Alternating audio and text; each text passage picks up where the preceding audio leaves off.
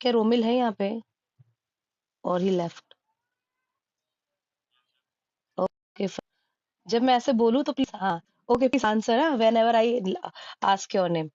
Okay, so here we are कि हम class में आज पढ़ रहे थे कि जो सस्टेनेबल डेवलपमेंट है, इसकी हमें क्या जरूरत है, mainly why we need the sustainable development goals, and कि जो अलग अलग जो थिंकर्स थे, उन लोगों का सस्टेनेबल डेवलपमेंट को लेकर क्या थॉट था।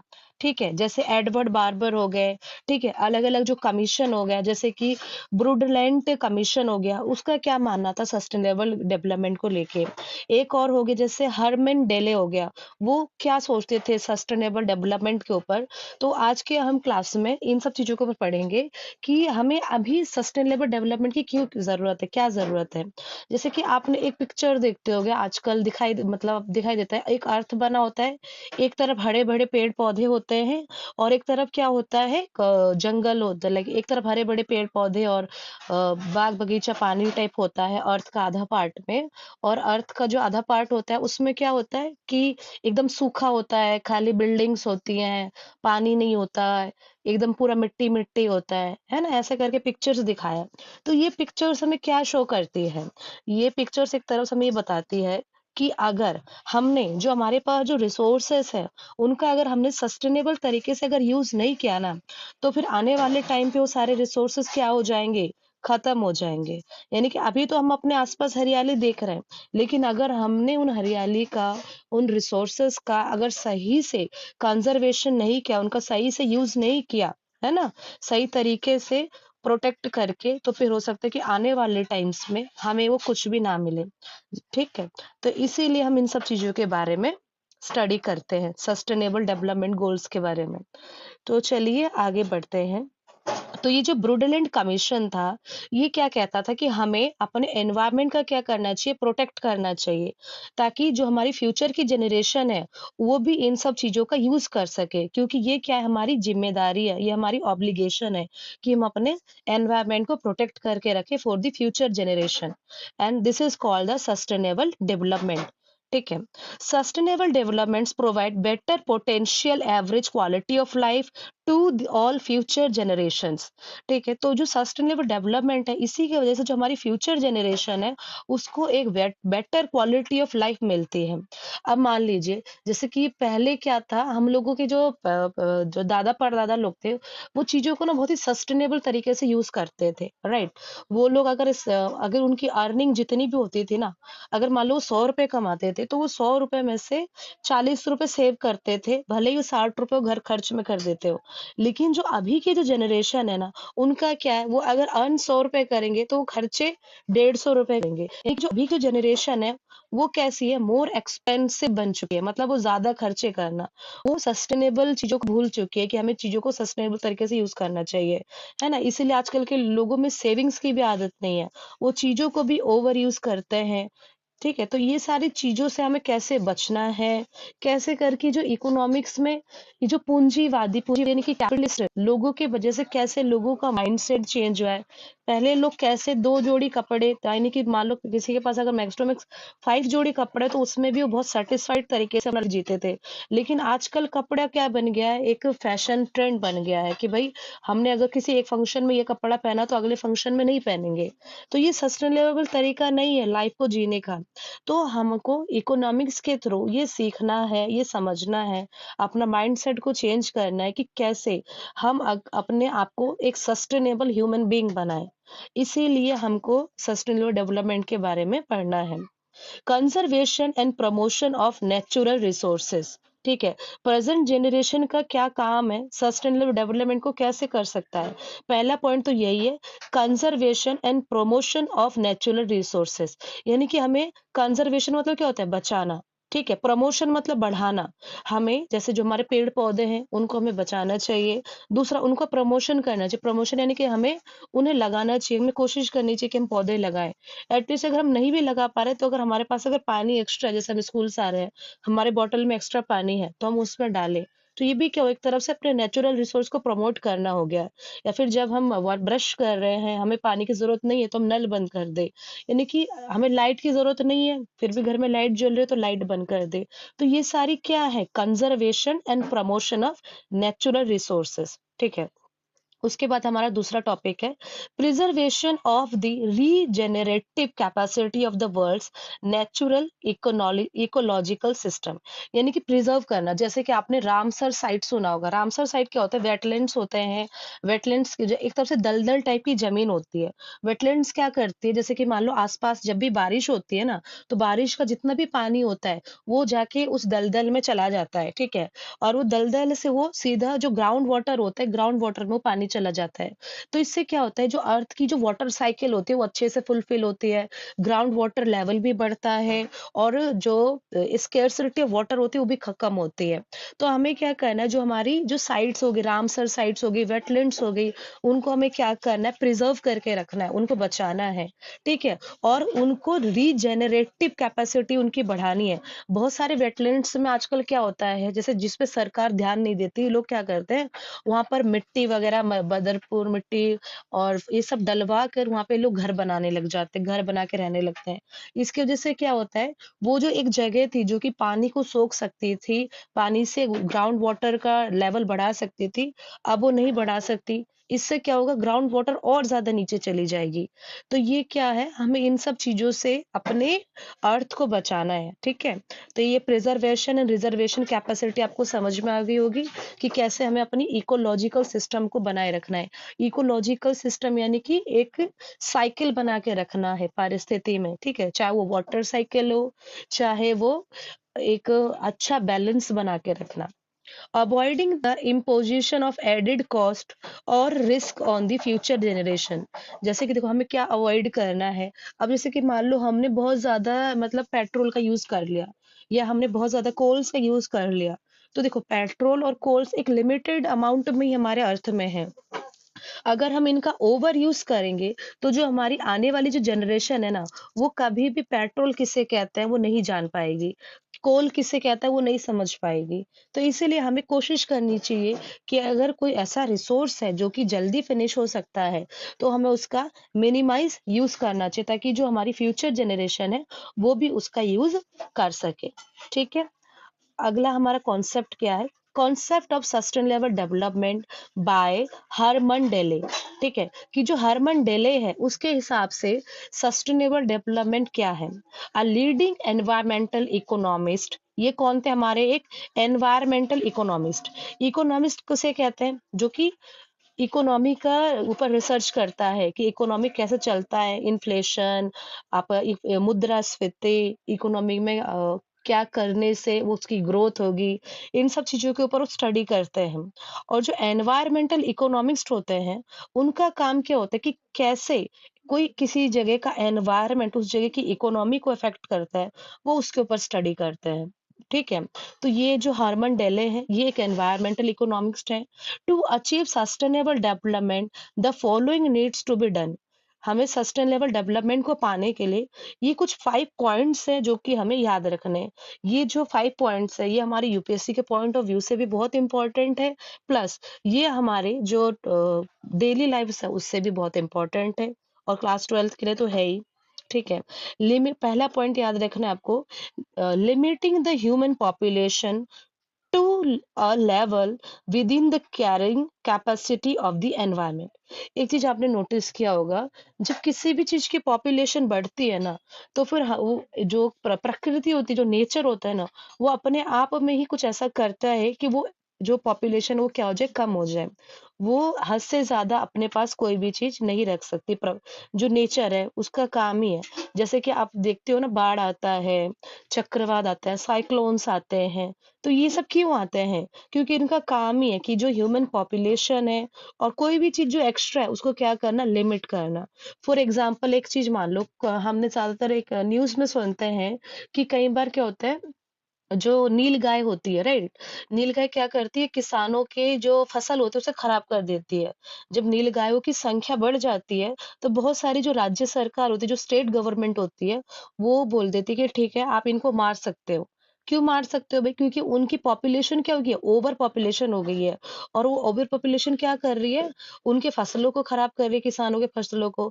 वैसे ही अगर अर्थ में ओवर पॉपुलेशन हो जाएगा, अगर इंसानों की संख्या हद से ज़्यादा बढ़ जाएगी, तो वो किसको मतलब डिप्लीट करेगी? ऑब्वियस सी बात है एनवायरनमेंट को, क्योंकि उसको खाने-पीने हर चीज़ के लिए तो एनवायरनमेंट से ही लेगा।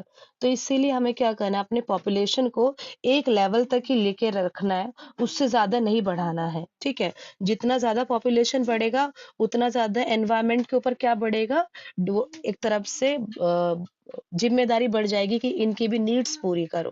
तो ये चीज़ क्लियर होगा आपको, इसीलिए गवर्नमेंट स्पेशली जैसे चाइना की गवर्नमेंट थी, वहाँ पे सबसे ज़्यादा पॉपुलेशन था, तो चाइना ने वहाँ पे क्या वन चाइल्ड पॉलिसी लेकर आई, ताकि वो लोगों के रिसोर्सेज़ पे वहाँ के कंट्री के लोग कम यूज़ कर सके वो वहाँ के रिसोर्सेज़ का। ठीक वैसे उसको देखकर इंडिया की भी गवर्नमेंट लेकर आई टू चाइल्ड पॉलिसीज़, लेकिन वो इतने अच्छे से नहीं चल पाया। तो फिर एक और पॉलिसी गवर्नमेंट लेकर आई जिसको हम कहते हैं परिवार नियोजन, यानी कि फैमिली प्लानिंग। जैसे कि इन सब चीज़ों की वजह से ही आपने देखा होगा आजकल लोगों में बहुत ज़्यादा अवेयरनेस बढ़ गई है। लाइक मेडिसिन्स को लेकर महिलाओं को, ठीक है? आपका कॉपर टी ये सारी चीज़ें।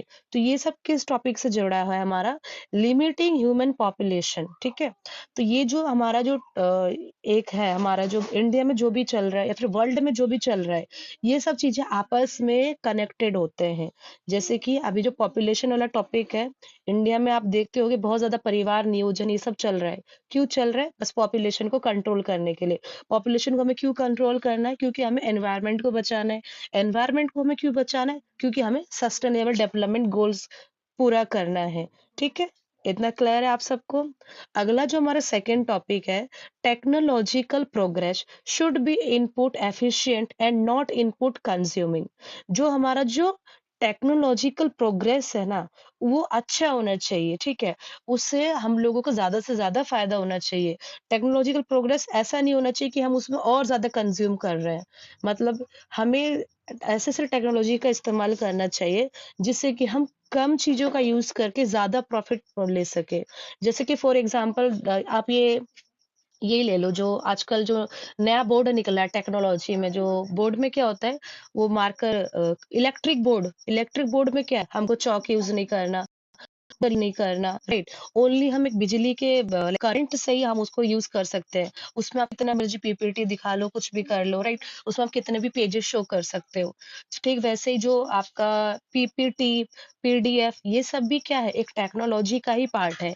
तो ये क्या कर रहे हैं, एफिशिएंट टेक्नोलॉजी का पार्ट है। इससे क्या हो रहा है, हम कम चीज़ों का यूज़ करके हम ज़्यादा से ज़्यादा आउटपुट को कंज़्यूम कर पा रहे हैं, ठीक है? अगला क्या है हमारा third point, renewable resources should be extracted on a sustainable basis, that is rate of extraction should not exceed the rate of regeneration. For example देखो, आज से कुछ टाइम पहले बिफोर 10 टू 15 इयर्स हम लोग वाटर को भी एक रिन्यूएबल रिसोर्स मानते। क्यों? क्योंकि वाटर क्या होती है, रिसाइकिल होती है। लेकिन आजकल हम वाटर को रिन्यूएबल रिसोर्स नहीं मान रहे। क्यों? क्योंकि जो वाटर है भई उसको रिसाइकिल होने का टाइम ही नहीं मिल रहा है। वो जितनी स्पीड से रिसाइकिल नहीं हो रही, उससे ज़्यादा स्पीड से तो हम उसको यूज़ कर ले रहे हैं, राइट? मान लो 1 दिन में 10 बाल्टी वाटर वापस वे वाटर एक जगह हो गया 1 किलोमीटर के डिस्टेंस पे मान लो 10 बाल्टी जो वाटर हो गया वो वेपर्स बन के ब क्लाउड्स बनते हैं, ठीक है? और 10 बाल्टी क्लाउड्स बन के नीचे आए नहीं, उससे पहले ही हमने क्या कर दिया, 100 बाल्टी यूज़ कर दिया। तो आप खुद सोचो, अगर आप ऐसे करके अगर वाटर का यूज़ करते रहोगे, तो क्या वाटर कभी भी रिन्यूएबल रह सकता है क्या? नहीं रह सकता। इसीलिए अभी धीरे-धीरे वाटर भी क्या हो रहा है, नॉन रिन्यूएबल में कन्वर्ट हो रहा है। इसीलिए आप देखते हो जैसे हम दिल्ली जैसे जगह में रह रहे हैं और जितने भी हाई-फाई सिटीज़ हो गए, चाहे वो बेंगलुरु हो, चाहे वो मुंबई हो, इन सब जगह में किसकी प्रॉब्लम हम झेल रहे हैं? रिन्यूएबल रिसोर्स की, है ना? क्यों? क्योंकि हम इसका एक्सटॉर्शन हद से ज़्यादा कर रहे हैं, हम इनका ज़्यादा से ज़्यादा यूज़ कर रहे हैं। इनको वापस रिचार्ज होने का टाइम ही नहीं दे रहे हैं, ठीक है? अगला हमारा फोर्थ टॉपिक क्या है? For non renewable resources, rate of depletion should not exceed the rate of creation of renewable substitutes, ठीक है? यानी कि अगर हम नॉन रिन्यूएबल चीज़ों का यूज़ कर रहे हैं, फॉर एग्ज़ाम्पल हम किसका यूज़ कर रहे हैं, पेट्रोल का यूज़ कर रहे हैं, तो हमें पेट्रोल का इतना भी ज़्यादा यूज़ नहीं करना चाहिए कि हम बिजली का यूज़, जैसे कि मान लो अगन्य मान लेते हैं आपके पास एक पेट्रोल की कार है और रोमिल के पास मान लेते हैं एक उसकी बिजली की कार है, ठीक है? तो पेट्रोल की कार का इतना भी ज़्यादा यूज़ मत करो कि जो बिजली की कार वाला जो इंसान यूज़ कर रहा है ना, वो उस प्रदूषण को कम ना कर सके। यानी कि ये जो पेट्रोल और ये जो बिजली की कार का कॉन्सेप्ट क्या है कि पेट्रोल की कार से जितना प्रदूषण हो रहा है और हमने सोचा कि नहीं हम किसकी तरफ बढ़ते हैं, हम प्रदूषण कम करना, पॉल्यूशन कम करना, तो हम रिन्यूएबल एनर्जी की तरफ बढ़ते हैं। पता चला आप रिन्यूएबल एनर्जी की तरफ बढ़े पर आपने उसका इतना ज़्यादा यूज़ कर लिया पेट्रोल्स की कार का कि बाकी जो बिजली की कार है, वो पॉल्यूशन नहीं भी कर रही तो भी वो उस चीज़ को कम नहीं कर पा रही हैं। ये चीज़ थोड़ा क्लियर है आप लोगों को मैं क्या बताना चाहती हूँ? 4th point. ओके। अगन्या आपको क्लियर है बच्चा? अगन्या? अगन्या आर यू हियर और आप सो गए? क्लियर है आपको? Okay fine. अगला हमारा देखो, अच्छा ठीक है, अगला हमारा 5th पॉइंट है। Okay, inefficiency arising from pollution should be corrected. यानी कि ये भी वही चीज है भाई, इतना ज्यादा जो पॉल्यूशन हो रहा है, ये पॉल्यूशन की वजह से क्या हो रही है, हम लोगों की इनएफिशिएंसी बढ़ गई है। अब जैसे फॉर एग्जांपल देखो, पॉल्यूशन की वजह से क्या आप लोग घर से बाहर जाकर उतने अच्छे से अपना काम कर सकते हो क्या? नहीं कर सकते। आपको घर से जाते ही, बाहर जाते ही आपके आंखों में रेड रेड हो रहे हैं। बहुत सारे लोगों को पॉल्यूशन की वजह से अस्थमा की बीमारियां बढ़ रही है, छोटे छोटे बच्चों में ब्रीदिंग प्रॉब्लम हो रहा है, राइट? तो इन सब चीजों की वजह से भी हम अपना इनएफिशिएंसी लोगों में बढ़ रहा है, लोग अच्छे से काम नहीं कर पा रहे। अब जैसे कि मान लो आप दिल्ली के बस में ट्रेवल कर लो, आप अगर दिल्ली के बस में 1 घंटा भी ट्रेवल करोगे ना, तो उसके बाद जो आपका जो फेफड़ों का हाल होगा ना, आप पूरे दिन आपका सर चक्कर देता रहेगा, पूरे दिन आप वॉमिटिंग सी फील करोगे, आपको इतनी डिजीनेस फील होगी कि आप उस मतलब आपको कोई और काम ही नहीं कर सकते। मतलब वही बस का ट्रेवल ही आपका पूरा दिन खराब कर देगा, इतना ज्यादा डिजीनेस आपको फील होगा और इतना लो फील होगा। इसलिए आप एफिशिएंसी भी क्या हो जाएगी आपकी, कम हो जाएगी। तो ये हमें क्या समझ में आया इन पांचों पॉइंट में? पहला तो भाई सस्टेनेबल डेवलपमेंट के लिए हरमन डेले ने क्या बोला कि अपनी पॉपुलेशन को क्या करो, एक लेवल तक ही बना के रखो जिससे कि एनवायरनमेंट कैरी कर सके। दूसरा क्या करो, टेक्नोलॉजी का ऐसे डेवलपमेंट करो जो कि तुम्हारी जो एफिशिएंसी बढ़ाए, ठीक है, ना कि तुम्हारी कंजम्पशन को और ज्यादा बढ़ा दे, ठीक है। तीसरा उन्होंने क्या बोला कि रिन्यूएबल रिसोर्सेज का इस तरीके से इस्तेमाल करो कि वो दोबारा से भी रीजनरेट हो सके। ऐसा नहीं कि एक ही बारी में सब यूज कर ले, उस बेचारे को रीजनरेट होने का मौका भी नहीं दिया, ठीक है। और नॉन रिन्यूएबल रिसोर्सेज और रिन्यूएबल रिसोर्सेज का एक बैलेंस तरीके से यूज करो, ठीक है। और 5th टॉपिक हमें क्या है कि पॉल्यूशन को क्या करना है, हमें धीरे धीरे मिनिमाइज करना है, क्योंकि ड्यू टू पॉल्यूशन हम लोग अपना पूरा एफिशिएंट तरीके से काम नहीं कर पा रहे। इतना क्लियर है? अब हम आगे बढ़ते हैं। Sustainable development has become a catchphrase today. It is indeed a paradigm shift in development thinking. Though it has been interpreted in a number of ways, adherence to this path ensuring lasting development and non-declining welfare for all. ठीक है, तो इसमें क्या है, sustainable development के लिए हमें बोल रहे हैं कि हमको क्या करना है, ये एक हमारा लाइफ जीने का एक वे होना चाहिए, ठीक है। इसको हमें आगे बढ़ा के लेना है और इससे क्या करना है, सब लोगों के वेलफेयर पे हमें ध्यान रखना है, ठीक है। Now move to the next page. अगला पेज कौन सा है?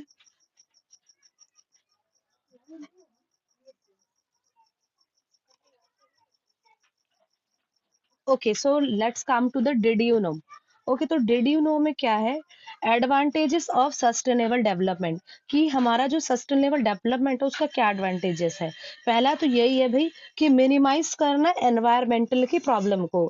इसको ध्यान से रोमिल सुन लो क्योंकि यूपीएससी का बहुत ही इंपॉर्टेंट टॉपिक है। प्लस अगर हम ऑफिसर बनते हैं तो हमारे लिए भी बहुत इंपॉर्टेंट होगा, क्योंकि आने वाले टाइम्स पे जितने भी काम होगा ना, हम लोगों को कैसे करके चीजों को अच्छे से यूज करना है, उस चीज के ऊपर होगा हमारा काम। तो हमारा पहला काम तो यही होना चाहिए कि हम जिस भी जिले के बनते हैं मजिस्ट्रेट, हमको वहाँ पे देखना है कि मिनिमाइज़ करना है एनवायरमेंटल प्रॉब्लम को, कि वहाँ पे कम से कम क्या हो, एनवायरमेंटल प्रॉब्लम हो। फॉर एग्ज़ाम्पल वहाँ पे कम से कम प्लास्टिक्स के कूड़े हो, या फिर अगर वहाँ पे कूड़ादान हो भी तो एक प्रॉपर तरीके से हो, जहाँ पर जैसे कि अब मेरा ऐसा मानना है, ये मेरी थिंकिंग है कि जैसे जो कूड़ादान होता है ना, वहीं पे पास में एक तो वो होना चाहिए कि गीला कूड़ा अलग और सूखा कूड़ा अलग। यानी कि जो डिग्रेडेबल है और नॉन डिग्रेडेबल है, जैसे प्लास्टिक और जो सब्जी के छिलके होते हैं उन्हें अलग कर देना। और वहीं पे क्यों ना हम मतलब वहीं से हम लोगों को रोजगार भी दे सकते हैं। जैसे मान लो 2 लोगों को हमने कूड़ा अलग करने पे लगा दिया, ठीक है? वहीं पे क्यों ना हम लोग ऐसा मशीन भी लगा दें, जो मशीन जो गीला कूड़ा है उससे खाद बनाए, और वहाँ पर एक और मशीन लगा दे, जो क्या करे, प्लास्टिक्स वगैरह को भी रिसाइकिल करने का काम करे। उससे क्या होगा, वही कूड़ा जो दान होगा ना, कूड़ादान से एक इंडस्ट्री बन सकती है, एक स्मॉल इंडस्ट्री बन सकती है। सोच के देखो, एक कूड़ेदान से एक स्मॉल इंडस्ट्री बन सकती है, और वहाँ पे कम से कम 10 लोगों को रोजगार मिलेगा। तो सोचो, अगर आपका जैसे अगर हम जैसे ऑफिसर बनते हैं, अगर ऑफिसर बन के अगर हम हर एक गाँव में अगर एक-एक भी ऐसा कूड़ादान अगर हमने बना दिया, जहाँ लोगों को ऐसे जॉब्स मिलने लगेगा, तो इससे क्या होगा, हमारी एनवायरनमेंट की प्रॉब्लम, जो कूड़े की जो प्रॉब्लम है वो भी खत्म होगी, प्लस हम जो कूड़ा है उसका भी सस्टेनेबल तरीके से यूज कर सकते हैं। उस कूड़े से हम अपने लिए यूजफुल चीजें बना सकते हैं। तो एज एन ऑफिसर हमको चीजों को इस तरीके से सोचना होगा कि कैसे जो मैं प्रॉब्लम को सॉल्यूशन में कन्वर्ट करूं। तो ये जो हमारा पहला टॉप पॉइंट था, मिनिमाइज एनवायरमेंटल प्रॉब्लम्स। तो आई होप कि आपको ये क्लियर हुआ होगा। दूसरा हमारा क्या है, meets the need of the present generation without compromising the ability of the future generation to meet their own needs. यानी कि हमें प्रेजेंट जनरेशन उसकी भी जरूरत पूरी करनी है, लेकिन इसके लिए हमें अपनी फ्यूचर की जनरेशन की नीड्स को अनदेखा नहीं करना है। फॉर एग्जाम्पल, जैसे कि आजकल के जो यंगस्टर्स और ज्यादातर स्टूडेंट्स में ये कल्चर है कि वो क्या करते हैं, लोन लेते हैं और आजकल आईफोन्स और महंगी-महंगी गैजेट्स खरीदते हैं। क्यों? शो ऑफ दिखाने के लिए। बट वो जो अपना फ्यूचर का जो जनरेशन आने वाला है, वो उसके बारे में नहीं सोचते। ठीक है? वो खाली कहते हैं कि हमें प्रेज़ेंट में रहना है, जितना खाना खाओ, जो करना है करो। बट अगर आप ऐसे ही सोचते रहोगे, तो फिर जो फ्यूचर की जनरेशन होगी, उसके लिए तो आप कुछ बचाओगे ही नहीं। और जब आप कुछ बचाओगे नहीं, तो सोचो उनको कितना स्ट्रगल करना पड़ेगा। तो ये एक तरफ से हमें अपनी लाइफ में भी क्या करना है, फॉलो करना है। हमें उतनी चीज़ों का यूज़ करना चाहिए जितनी चीज़ों की हमारी नीड्स हैं, ठीक है? हमें ओवर अगर हम यूज़ करते हैं कोई चीज़ का, तो वही चीज़ हमारे आने वाली जो फ्यूचर जनरेशन है, उनको वो चीज़ परेशान करने वाली है। फॉर एग्ज़ाम्पल एक और चीज़ लेते हैं, मान लीजिए मेरे पापा ने लोन लिया, ठीक है?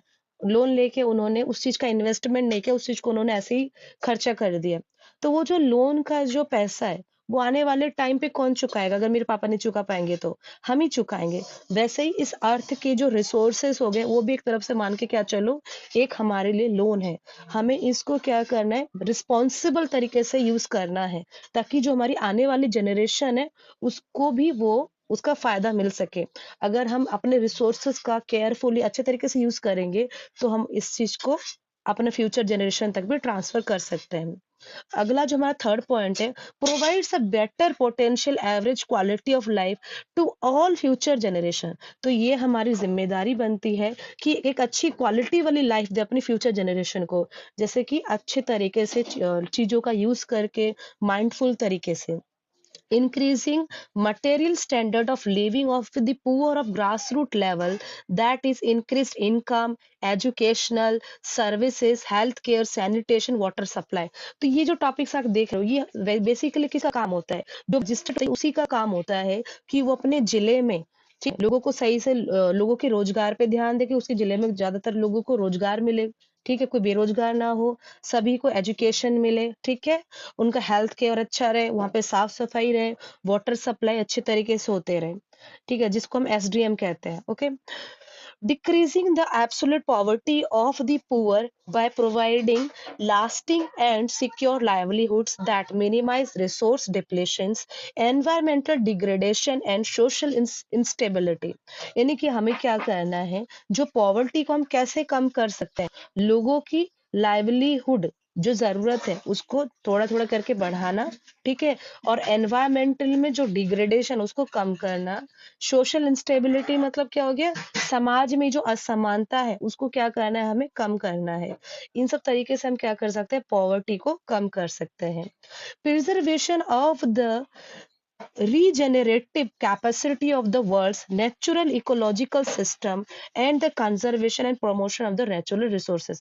यानी कि हमें क्या करना है जो हमारी इकोलॉजी है, इकोलॉजी यानी कि जो हमारी एनवायरनमेंट है, जो हमारी आसपास की जो सिस्टम है, चाहे वाटर साइकिल हो, चाहे वो आपका आपके आसपास का जो एयर साइकिल हो, हर चीज को हमें क्या करना है प्रिजर्व करके रखना है। उसको हद से ज्यादा यूज नहीं करना है, उसको दोबारा से रीजेनरेट होने के लिए टाइम देना है। ठीक है, जब हम टाइम देंगे तभी वो चीज़ क्या होगा प्रिज़र्व हो पाएगी। और अगर हम उसका ज़्यादा ओवर यूज़ करेंगे तो फिर वो किसी के भी यूज़ के लायक नहीं रहेगी। ओके, अगला हमारा आई होप इतना आपको क्लियर है अगन्या? Okay fine.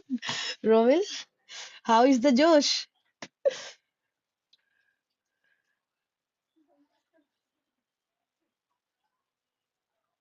ओह नाइस, अच्छा लगा कि आपको टॉपिक समझ में आ रहा है। अगन्या आपको समझ में आ रहा है? Okay nice. Okay, now come to next topic is strategies for sustainable development। कि भाई sustainable development के लिए हमारी क्या क्या strategies होनी चाहिए। पहला तो हो गया हमारा use of non conventional sources of energies। ठीक है, कि भाई नॉन कन्वेंशनल जो सोर्सेस होती है उसको हमें कैसे यूज करना है, इस चीज के ऊपर हम पढ़ेंगे। India is a hugely dependent on thermal and hydro power plants. यानी कि देखो अभी भी जो हमारा बिजली का जो मैक्स टू मैक्स 60% है ना, वो थर्मल यानी कि जो बिजली कोयले से बनती है, हाइड्रो से जो बिजली पानी से बनती है। पानी से बिजली कैसे बनती है? आपने देखा होगा जो बड़े-बड़े नहर होते हैं, बांध होते हैं, उसके नीचे से जो पानी नीचे गिरते हैं, बहुत स्पीड से नीचे आती है। तो वहाँ पे वाटर टरबाइन्स होते हैं, पंखे की तरह बने होते हैं।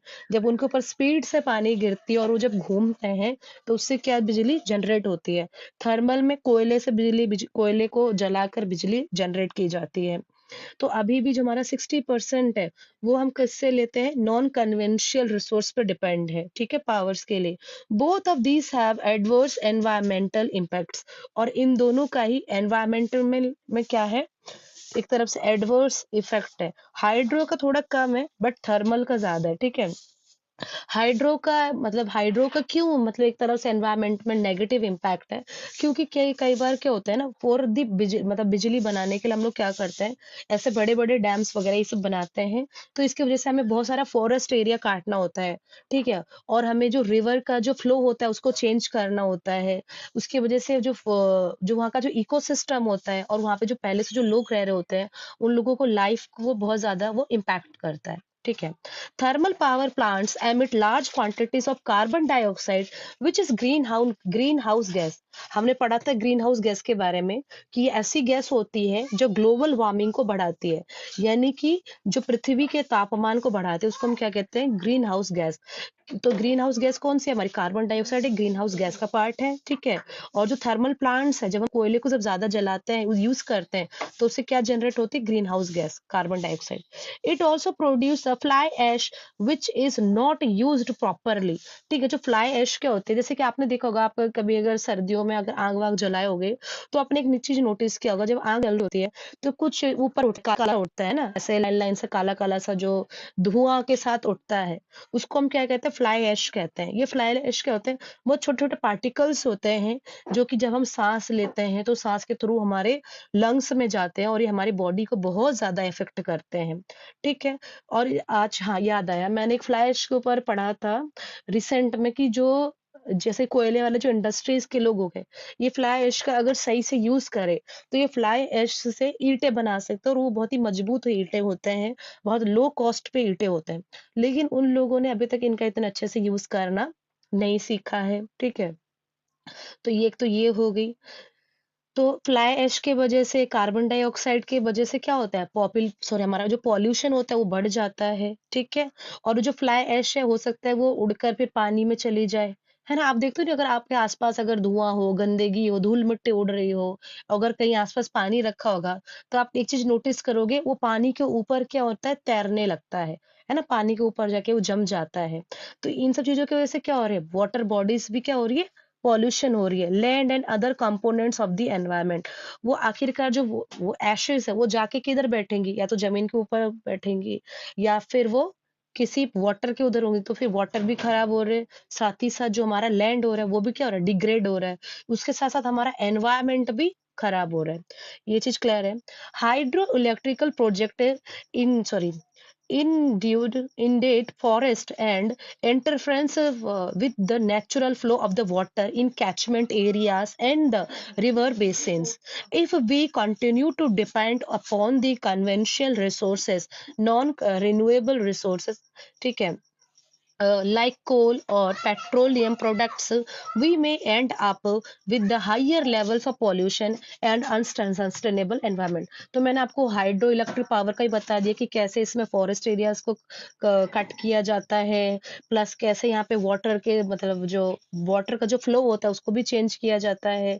तो इस वजह से क्या अगर हम ऐसे ही करते रहे, अगर हम सिर्फ अपने नीड्स के लिए, अपनी जरूरत के लिए, अगर हम सिर्फ थर्मल पे, कोयले पे, पेट्रोल पे और ऐसे ही इन सब चीज़ों पे अगर डिपेंडेंट रहते रहे, तो फिर हम लोग क्या हो जाएँगे, पॉल्यूशन ही पॉल्यूशन हो जाएगा फिर। फिर हम लोग एक सस्टेनेबल लाइफ नहीं जी पाएँगे। फिर हमारा अर्थ कैसा बन जाएगा, अनसस्टेनेबल बन जाएगा। आपने देखा होगा 1-2 जैसा पिक्चर दिखाता है, फ़ोन में आता है ना, उसमें क्या दिखाता है कि एक बच्चा होता है, उसके हाथ में एक सिलेंडर होता है और एक हाथ और उसमें प्लांट होता है और प्लांट से अपने मुँह पे एक ऑक्सीजन मास्क लगा लेता है और वो पीछे पीठ के पीछे रख के चल रहा होता है, राइट? मतलब आने वाला अगर इस तरीके से ही अगर पॉल्यूशन करते रहे, अगर हमने अपनी एनवायरनमेंट को सेफ नहीं रखा, तो आने वाले टाइम पे यही होगा कि हर कोई अपने पीठ के पीछे एक प्लांट रखेगा और उस प्लांट में से जो भी ऑक्सीजन मिलेगा वो उसी को लेकर डेली लाइफ यूज करेगा। ठीक है? तो इसीलिए हमको पॉल्यूशन पे सबसे ज़्यादा ध्यान देना है, अपने एनवायरनमेंट पे ध्यान देना है। इसीलिए इसको हमारे सिलेबस में ऐड किया गया है। ओके? अब आगे देखिए आप। Okay, is it water? Okay. The need of the hour and the uses of non-renewable resources of energy led to an environmental crisis. On the other hand, using non-conventional resources or renewable resources or energy like solar solar energy and wind energy ensure sustainable development without any adverse impact on the environment. For example, देखिए, एक होता है हमारा solar energy, ये solar energy, और दूसरा होता है हमारा विंड एनर्जी। ये सोलर एनर्जी और विंड एनर्जी कहाँ के लिए बहुत अच्छा है, जैसे राजस्थान जैसी जगह हो गई, वहां पे टेम्परेचर इतना ज्यादा होता है। अगर हम राजस्थान में जो डेजर्ट एरिया है, जो रेगिस्तान वाला इलाका है, अगर हम वहाँ पे सोलर एनर्जीज को लगाए, है ना, लोगों के घरों के छत के ऊपर सोलर एनर्जी को लगाए, सोलर पैनल्स को लगाए, तो लोगों को कितना प्रॉफिट होगा, है ना? वो लोग अपने ही घर में अपनी बिजली, उनको किसी और को पैसे देने नहीं, कोई बिजली कट नहीं। क्योंकि आपने देखा होगा राजस्थान में ज्यादातर जो थोड़ा दूर जैसे गांव दराज वाला इलाका होता है, वहाँ पे लोगों के गांव बहुत छोटे छोटे होते हैं और घर भी बहुत कम होते हैं वहाँ पे। तो अगर वहाँ की अगर सरकार, अगर वहाँ की राज्य सरकार अगर ऐसे इनिशिएटिव्स लेकर आए कि वहाँ पे घर घर सोलर पैनल लेकर आए, जैसे हर घर नल, ये गवर्नमेंट एक लेकर आई थी। एक मिनट बेटा, चाबी मम्मी मेरे जैकेट में है, ये लो, इसके अंदर है, देखो। ओके, तो मेरा ट्यूशन का टाइम भी हो गया। कितना टाइम हुआ? Okay, 5 minutes, we have 5 minutes. तो और 5 मिनट क्लास लेते हैं। Okay, after that I will take for my tuition classes. I will go for my tuition classes. Okay, now come to air solar energy समझ में आ गई? Okay, now come. India is the naturally endowed with a large quantity of solar energy in the form of sunlight. We use it. अच्छा हाँ, हमारी जो मोदी सरकार जी, I mean जो prime minister थे, वो मतलब उसमें भी गए थे, तो जैसे होता है नहीं, जो आपका मीटिंग्स वगैरह होता है फॉरेन में, जो क्या नाम है, जो सम्मेलन होता है, बहुत सारा सम्मेलन होता है, पर्यावरण से रिलेटेड, क्लाइमेट से रिलेटेड, तो उसमें उन्होंने ये सोलर एनर्जी, हाँ, 24 आवर्स से रिलेटेड कुछ बोला था कि जैसे मान लो इंडिया में जब सन दिखाई दे रहा है, तो उस टाइम पे हो सक जैसे कि दूसरे कंट्रीज़ में सन नहीं दिखाई देता है, तो वहाँ पे तब वो सोलर पैनल्स का यूज़ करके बिजली जनरेट करें।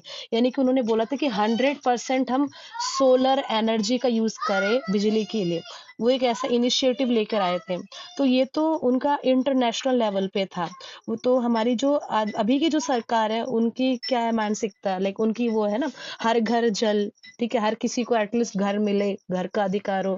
जैसे प्रधानमंत्री आवास योजना के तहत हम सबके गाँव में सबको घर मिला है, प्लस सब लोगों के घर में नल हुआ है। ऐसे ही देखना आने वाले टाइम पे सस्टेनेबल डेवलपमेंट को बनाए रखने के और सस्टेनेबल डेवलपमेंट लाने के लिए गवर्नमेंट क्या करेगी, हर घर सोलर पैनल ये वाला भी सिस्टम लेकर आएगी। ये भी एक प्लानिंग लेकर आएगी गवर्नमेंट, ठीक है? अब आगे देखिए, with the help of the photovoltaic cells, solar panels, okay, solar energies can be converted into electricity, right? तो ये जो सोलर पैनल्स के थ्रू हम इलेक्ट्रिसिटी वगैरह बना सकते हैं।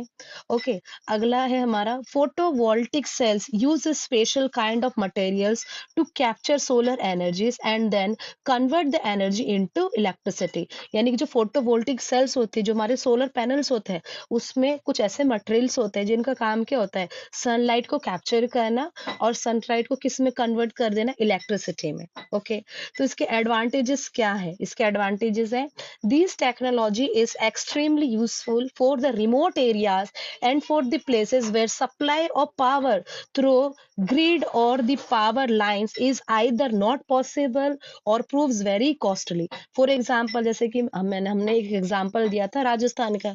राजस्थान में बहुत सारे गांव क्या बहुत ज्यादा पिछड़े इलाकों में है, तो वहां पर गवर्नमेंट की इतनी वो नहीं है मनी कि भाई हर जगह क्या लगे, बिजली के खंभे लगवाएं, तार लगवाएं, तार का ध्यान रखे, क्योंकि उन सब एरियाज में हवाएं भी बहुत तेज चलती है, जब हवा चलती है तो राइट, तो उससे बिजली के खंभे भी खराब हो सकते हैं। लेकिन अगर वहां पे अगर गवर्नमेंट ऐसी इनिशिएटिव्स ले कि वहां पे सोलर पैनल्स लगा दे, या फिर दूसरी जो हमारे जो नॉर्थ ईस्ट के जो बहुत सारे रीजन हो गए, जो हिली एरियाज हो गए, वहां पर भी हर जगह बिजली पहुंचाना is not a possible, it's very hard, like वहां पे हर जगह बिजली के खंभे लगाना, या फिर जैसे हम लोग जम्मू कश्मीर लद्दाख जैसे एरियाज हो गए, जो हिली एरियाज हो गए, तो वहां पे गवर्नमेंट को ये सोलर सिस्टम्स वगैरह का यूज करना चाहिए। क्योंकि जो इंडिया का जितना भी पार्ट है ना, चाहे वो जितना भी एरियाज है, उन सब जगह सनलाइट पहुंचता ही पहुंचता है, ठीक है? जितना भी अमाउंट में पहुंचे, सनलाइट जरूर हर जगह पहुंचे। जैसे अरुणाचल प्रदेश हो गया, वहां पर भी क्या है, वो बहुत ही एक तरफ से हम लोगों से बहुत अलग है, सेंट्रल इंडिया से बहुत अलग है वो विचार, मतलब वो सब रहते हैं, तो उन लोगों के लिए भी सोलर पैनल इनिशिएटिव्स गवर्नमेंट को लेना चाहिए। ओके, उसके बाद क्या है, this technique is also totally free from pollutions. तो ये सारे क्या है, इससे क्या होगा, लोगों की जो हमारी सस्टेनेबल गोल्स की जो नीड्स है, एनर्जी की नीड्स है ना, हमने पढ़ा था कि क्लीन एंड क्लियर एनर्जी मिलना चाहिए, जो हमारी कौन सी सस्टेनेबल गोल है, पहला सस्टेनेबल गोल क्या था हमारा, अगर ने अगर ने am I audible, no poverty, दूसरा जीरो हंगर, वेरी गुड, तीसरा हाँ एजुकेशन, क्या था, हेल्थ एंड हेल्थ, ओके, चौथा वेरी गुड, पहले ये हो गया, फिफ्थ, फोर्थ जेंडर इक्वालिटी कहाँ चला गया, वेरी गुड, वेरी गुड, हाँ, फिर ठीक है, उसके बाद क्या है फिर,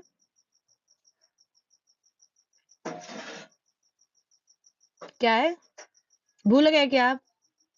हम्म, हाँ, तो क्लीन एनर्जी है वो, क्लीनिनेस के बाद फिर क्या अगला, हाँ, तो क्लीन एनर्जी। तो ये सोलर पैनल के यूज से जो हमारी गवर्नमेंट है, वो एक हमारी जो सस्टेनेबल गोल्स है, ये कौन से नंबर पे आती है क्लीन एनर्जी वाली गोल, अगर ने कौन से नंबर पे आती है ये गोल, सेवेंथ। तो जो हमारी सस्टेनेबल गोल्स की जो सेवेंथ गोल है, उसको पा सकती है, राइट? इसी वजह से जो अभी की जो गवर्नमेंट है वो ज्यादातर सोलर एनर्जी पे काम कर रही है, ठीक है? अभी रिसेंट में भी एक मीटिंग हुआ था जिसमें वो जो कही थी ना कि डेवलप्ड कंट्रीज ने कि हम भाई पैसे देंगे कि जो डेवलपमेंट करने जो अंडर डेवलप्ड कंट्रीज है वो अपना डेवलपमेंट कर सके, 300 बिलियंस कुछ देंगे, तो उसको भी लेकर बहुत सारी बातें चल रही हैं। अभी रिसेंट में मैंने देखा था, ठीक है? इन रिसेंट ईयर्स इंडिया, इतना क्लियर है? Okay, India is taking efforts to increase the power generation through solar, okay? India is also leading an international body called international solar alliance. हाँ, मैं आपको इसी की बात कर रही थी, आईएसए, है ना? इंडिया अब इस चीज के ऊपर ध्यान दे रहा है, इंटरनेशनल सोलर अलायंस, यानी कि पूरे इंटरनेशनल लेवल पे सब लोगों को सोलर एनर्जी का यूज करना सिखाना, कि पूरा इंटरनेशनली हर कोई सोलर एनर्जी का यूज करे, ताकि हर एक देश में क्या हो, कम से कम प्रदूषण हो, कम से कम पॉल्यूशन हो। क्योंकि सच अगर मान लो इंडिया पॉल्यूशन कम कर रही है, इंडिया के सारे लोग सोलर पैनल्स का यूज कर रहे हैं, लेकिन हमारा बगल में बैठा पाकिस्तान या फिर हमारे बगल में बैठा चाइना लगातार पॉल्यूशन कर रहा है, तो क्या इससे हमारे इंडिया में ग्रोथ होगा? क्या नहीं हो सकता इससे हमारे इंडिया, सिर्फ इंडिया का अकेले सुधरने से नहीं होगा, सबको एक साथ सुधरना होगा। इसलिए इंडिया सबको सुधारने के लिए एक आईएसए लेकर आया है, ठीक है? It's not IS, ISA, international solar alliance, यानी कि पूरे इंटरनेशनल लेवल पे सबको सोलर पावर से रिलेटेड चीजों के बारे में अवेयर करना, ठीक है? ये क्या है? केरला कोचिन्स एयरपोर्ट है, world's first airport which is runs completely solar power. तो ये जो आप देख रहे हो ये कहाँ का है सीन? देखो पीछे एक एरोप्लेन भी चल रही है, ठीक है? तो ये कहाँ का है? केरला का जो कोचीन एयरपोर्ट है ये वहां का है। एक ऐसा एयरपोर्ट है जो कि फुल्ली किससे चलता है? सोलर पावर से। ओके, तो आई थिंक आज के लिए इतना काफी था। बाकी जो हमारा बचा हुआ टॉपिक्स है we'll cover it in next class. Okay, so let me see. Okay, so I hope कि आपको समझ में आओगे। कुछ डाउट है अगर ने? Okay fine. रोमिल आपको कुछ पूछना था? Romil, are you here? ठीक है, आपको नई class? Okay nice, thank you for joining the class, have a good day, we will meet again, bye bye, see ya, we will meet again. Radhe Radhe सबको, बाय बाय।